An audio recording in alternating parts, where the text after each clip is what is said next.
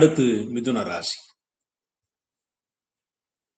மிருகசீர்ஷம் 3-4 பாதங்கள், திருவாதிரை, புனர்பூசம் 1, 2, 3 பாதங்களை பிறந்த மிதுன ராசி அன்பர்களே, மிதுன ராசியிலே பிறந்தவர்களுக்கு இந்த வருடம் உங்கள் ராசிக்கு 10ஆம் இடத்துல இந்த வருடம் முழுமைக்கும் சனி பகவான் இருக்கார். பொதுவாக 10ஆம் இடத்துல சனி பகவான் இருந்தாலே நிறைய பேர் தொழில் பின்னம்னு சொல்லுவாங்க. ஆனால் தொழில் பின்னம் ஆகாது. தொழில் துறையில உங்களுக்கு யோகாதிபதியான சனி இருக்கிறனால தொழில்துறை விருத்தி இருக்கு. ஆனால் அதே சமயத்துல தொழில்துறையில வேலைப்பளு மிக மிக அதிகமாக இருக்கும்.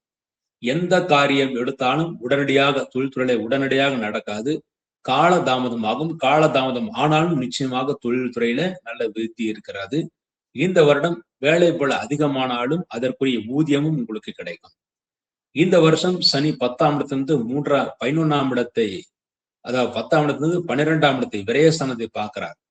விரயஸ்தானத்தை சனி பார்க்க வர்றது செலவினங்கள் ஆகும். ஆனால் அந்த செலவினங்கள் உங்கள் ராசிலேயே குருபவான் இருக்கிறனால இந்த வருட ஆரம்பத்தில் குருபவான் உங்கள் ராசிக்கு இருக்காரு. அதுக்கப்புறம் ஜூன் 1ஆம் தேதிக்கு பிறகு உங்கள் ராசிக்கு 2ஆம் இடத்துக்கு போறாரு. ஆக இந்த வருஷம் நிச்சயமாக விரயங்களாகும். அதற்கு நல்ல வருமானம் கிடைக்கும். சுப விரயங்களாகவே நீங்கள் மாற்றிக்கொள்ள முடியும். அடுத்து உங்கள் ராசிக்கு 4ஆம் இடத்தை சனி பார்வையிறனால உங்கள் தாயாருக்கு அடிக்கடி உடல் வலிகள் ஏற்படுத்தி கொடுக்கும். அதற்குரிய மருத்துவம் செய்தால் அது நீங்கிவிடும். அடுத்து உங்கள் ராசிக்கு 7ஆம் இடத்துல சனியுடைய பார்வை இருக்கு. அதாவது 4ஆம் இடத்துக்கும் சனி பார்வை, 7ஆம் இடத்துக்கும் சனி பார்வை. ஆகவே உங்கள் மனைவிக்கும் தாய்க்கும் அடிக்கடி கருத்து வேற்றுமைகள் ஏற்படும். நீங்க எந்த பக்கம் நிக்கிறதுன்னு தெரியாம தவிப்பீங்க. ஆனால் சமயோசிதமா நீங்கள் யோசித்தால் எந்த பக்கம் நிக்கிறதுன்னு உங்களுக்கு தெரியும். இருவரையும் அனுசரித்து போறதுதான் உங்களுக்கு நல்லது. அடுத்து இந்த வருஷம் ஆரம்பத்திலே குருவன் உங்கள் ராசிக்கு இருக்கிறார். ஆகவே இந்த வருட ஆரம்பத்தில் 2 மாதங்கள், அதாவது ஏப்ரல் மே முடிய அந்த 2 மாதங்கள் சிறிது மனக்குழப்பங்களை ஏற்படுத்தி கொடுக்கும். மன சஞ்சலங்களை ஏற்படுத்தி கொடுக்கும். எந்த பக்கம் பேசுறது, எப்படி இருக்கிறது அப்படிங்கிறது தெரியாம குழப்பத்தை அனுபவிப்பீர்கள். தொழில் அலைச்சல் காரணமாக தூக்கமின்மை ஏற்படும். ஆனால் சரியான நேரத்தில் தூங்குறது தான் ஆரோக்கியத்திற்கு நல்லது. அடுத்து இந்த வருஷம் ஜூன் 1ஆம் தேதிக்கு பிறகு உங்கள் ராசிக்கு 2ஆம் இடத்துல குரு உச்சத்துக்கு வரார். ஆகவே இந்த வருஷம் திருமணமாகாத ஆண்களுக்கும் பெண்களுக்கும் ஜூன் 1ஆம் தேதிக்கு பிறகு அக்டோபர் 31 வரை, அதாவது June, July, August, September, October, இந்த 5 மாதங்கள் முழு குருபலம் இருக்கு. அந்த குருபலத்துல திருமணமாகாத ஆண்களுக்கும் பெண்களுக்கும் கண்டிப்பாக திருமணம் கைகூடும். அடுத்து ராகுகேது பயிற்சியின் மூலமாக இந்த வருஷம் டிசம்பர் 5ஆம் தேதி உங்கள் ராசிக்கு 2ஆம் இடத்துக்கு கேதுபகவான் வராரு. 8ஆம் இடத்துல ராகுபகவான் வராரு. அதனால டிசம்பர் 5ஆம் தேதிக்கு பிறகு பிரயாணங்கள் செய்யும் போது எச்சரிக்கை தேவை. முக்கியமாக 2 சக்கர வாகனங்கள் செல்லும் போது உங்களுடைய சாகசங்களை காண்பிக்க வேண்டாம். அது நாம பாதுகாப்பு உபகரணம் இல்லாமல் நீங்கள் 2 சக்கர வாகனங்கள்ல ரொம்ப தொலைதூரத்துல செய்வதை தவிர்ப்பது நல்லது. ஆக டிசம்பர் 5ஆம் தேதிக்கு பிறகு வாகனங்களில் போகும்போது மிகவும் எச்சரிக்கை தேவை. தேவையில்லாமல் சிறு சிறு இடர்பாடுகள் வருவதற்கான வாய்ப்புகள் உங்களுக்கு இருக்கு. இந்த வருஷம் திருமணம் ஆகாதவர்களுக்கு ஏற்கனவே சொன்னபடி 5 மாதத்திற்குள், அதாவது ஜூன் மாதம் முதல் அக்டோபருக்குள் கண்டிப்பாக திருமணம் கைகூடும். சொந்த தொழில் செய்பவர்களுக்கு தொழில வேலைப்பளு ரொம்ப ரொம்ப அதிகமா இருக்கும். அதிகமா இருந்தாலும் கவலைப்படாம செய்யுங்கள். அதற்குரிய ஊதியம் உங்களுக்கு எதிர்காலத்துல கண்டிப்பாக கிடைக்கும். அடுத்து உத்தியோகஸ்தர்களுக்கும் வேலைப்பளு அதிகமாக இருக்கும். உத்தியோகஸ்தர்களுக்கு இடமாற்றம் செய்யக்கூடிய சூழ்நிலைகள் உருவாகும். அந்த இடமாற்றம் நல்ல மாற்றமாக இருக்கும். இந்த வருடம் விவசாயிகளுக்கு லாபம் ஓரளவு கிடைக்கும். இருந்தாலும் உங்களுடைய பயிர்கள் தண்ணீரில் மூழ்குவதற்கான வாய்ப்புகள் இருக்குது. ஆகவே நீங்க கரெக்டா அந்த தண்ணி எப்படி உபயோகப்படுத்தணும்னு தெரிஞ்சுக்கிட்டு மழை காலத்துல என்ன செய்யணும், எதை செய்தால் தண்ணீரை வெளியிட முடியும் அப்படின்னு பார்த்து உங்களுடைய நிலங்களை சீர் செய்து கொள்வது ரொம்ப நல்லது. அதன் மூலமாக பிரச்சனை இல்லாமல் நல்ல மகசூல் பெற முடியும். மற்றபடி இந்த மிதுன் ராசியில் பிறந்தவர்கள் இந்த வருடத்துல உங்கள் நிலங்கள்ல போர் போட்டால் சுவையான குடிநீர் கிடைக்கும். அந்த போர் போறது ஜலராசில சனியும் ஜனராசில குருவும் இருக்கிறப்போ செய்யறது நல்லது.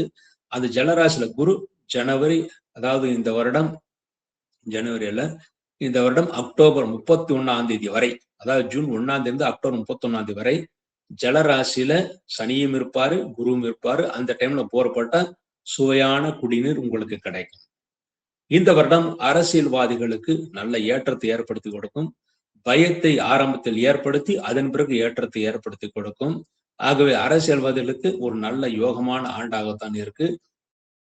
பதவி உயர்வு அப்படிங்கிறப்போ ஜூன் 1ஆம் தேதிக்கு பிறகு கிடைக்கும் அப்படின்னு நம்பலாம். பெண்களுக்கு இந்த வருடம் நல்ல ஏற்றத்தையும் முன்னேற்றத்தையும் ஏற்படுத்தி கொடுக்கும். உங்களை விட உங்கள் கணவர்களுக்கு யோகத்தை ஏற்படுத்தி கொடுக்கும். உங்கள் கணவன்மார்களுக்கு இந்த வருட ஆரம்பத்திலேயே மே மாதம் வரை நல்ல யோகம் இருக்கிறது. அடுத்த யோகம் இந்த வருஷத்துல உங்கள் கணவன்மார்களுக்கு நவம்பர், டிசம்பர், ஜனவரி இந்த 3 மாதங்கள்ல இருக்கு. ஆக இந்த வருடம் ஏப்ரல், மே, நவம்பர், டிசம்பர், ஜனவரி இந்த 5 மாதங்கள்ல உங்கள் கணவன்மார்களுக்கு நல்ல யோகத்தை ஏற்படுத்தி கொடுக்கும். நீங்க வேலைக்கு போயிட்டே இருந்தீங்கன்னா உங்களுக்கு வேலையில முன்னேற்றம் அப்படிங்கிறப்போ ஜூன்ல இருந்து அக்டோபர் வரை நல்லா இருக்கு. ஆகவே இந்த வருடம் முழுமைக்கும் உங்களுக்கோ உங்கள் கணவன்மார்களுக்கோ நல்ல யோகத்தையும் முன்னேற்றத்தையும் ஏற்படுத்தி கொடுக்கும். அடுத்து மாணவர்கள் நல்ல மதிப்பெண்களை பெறுவார்கள். நல்ல கல்லூரிகளில் இடம் கிடைக்க பெறுவார்கள். இந்த வருஷம் வெளிநாடு சென்று படிக்கலாம் அப்படின்னு முயற்சி பண்றவர்களுக்கு வெளிநாட்டு வாய்ப்புகளும் தேடி வரும். தரமாக வெளிநாட்டில் சென்று கூட படித்து விட்டு வரலாம். நீட் எக்ஸாம் எழுதுபவர்களுக்கு ரொம்ப கருத்துடன் படித்தால் மட்டுமே நல்ல மதிப்பெண்களை பெற முடியும். இல்லைன்னா மேனேஜ்மெண்ட் கோர்ஸ் தான் உங்களுக்கு கிடைக்கும். அடுத்து வயோதிகஸ்தர்கள் இந்த வருடம் அதிகமான தண்ணீர் இருக்கிற இடத்துல பிரயாணம் செய்வதை முடிந்தவரை தவிர்த்து விடுவது நல்லது. அதுவும் இந்த வருஷ கடைசியில, அதாவது டிசம்பர் 5ஆம் தேதிக்கு பிறகு நீங்கள் அதிகமான தண்ணீர் இருக்கின்ற இடத்துல நீங்கள் பிரயாணம் செய்வதை தவிர்ப்பது நல்லது. போனா சிறு அளவுல வலிக்கு விழுவதற்கான வாய்ப்புகள் உங்களுக்கு இருக்கு. இந்த வருடம் ஆதாயம் விரயமா பார்க்கிறப்போ மிதுன ராசியை பிறந்தவர்களுக்கு ஆதாயம் 8 பங்கு, விரயம் 11 பங்கு. 8 பங்கு ஆதாயம், 11 பங்கு விரயம். அந்த 3 பங்கு டிஃபரன்ஸ் உங்களுக்கு விரயங்கள் அதிகமாக இருந்தாலும் அந்த விரயங்கள் சுபவிரயமாக தான் இருக்கும். ஆகவே கவலைப்படுவதற்கு ஒன்றும் கிடையாது. இந்த வருஷம் பரிகாரமாக மிதுன ராசியில் பிறந்தவர்கள் பரிகாரமாக உங்கள் ராசிக்கு 10ஆம் இடத்துல சனி பகவான் ஜலராசியில இருக்கிறனால கண்டிப்பாக இந்த வருடம் பிறந்த உடனேயே ஏதாவது ஒரு சனிக்கிழமை ஆஞ்சநேயருக்கு அபிஷேகம் ஒரு வாட்டி பண்ணிட்டு வரணும். நீங்க இருக்கிற ஊர்லயே எந்த ஆஞ்சநேயர் கோயிலா இருந்தாலும் சரி, அந்த ஆஞ்சநேயருக்கு அபிஷேகம் பண்ணணும். முக்கியமாக ராமர் இருக்கின்ற இடத்துல இருக்கிற ஆஞ்சநேயருக்கு பலம் அதிகம். இல்லாவிட்டால் பெருமாள் கோயில இருக்கிற எந்த ஆஞ்சநேயருக்கும் நீங்கள் அபிஷேகம் பண்ணிட்டு வரலாம். அதன் மூலமாக முன்னேற்றத்தை ஏற்படுத்தி கொடுக்கும்.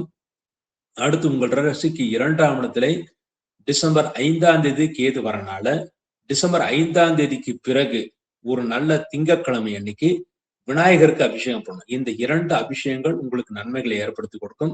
வெளியூர் கோயில்களுக்கு செல்ல வேண்டிய அவசியம் கிடையாது. உள்ளூர்லயே பிரதி திங்கட்கிழமை விநாயகருக்கும் சனிக்கிழமை ஆஞ்சநேயருக்கும் விளக்கு வச்சுட்டு வந்தா, நல்லெண்ணெய் விளக்கோ அல்லது நெய் விளக்கோ எது வேணாலும் வைக்கலாம். இந்த விளக்கு வச்சுட்டு வந்தா தடைகள் எல்லாம் விலகும், நன்மைகளை ஏற்படுத்தி கொடுக்கும். அடுத்து தொழில்துறையில் இருக்கின்ற பிரச்சனைகள் நீங்கி தொழில்துறை விருத்தியும் ஏற்படுத்தி கொடுக்கும்.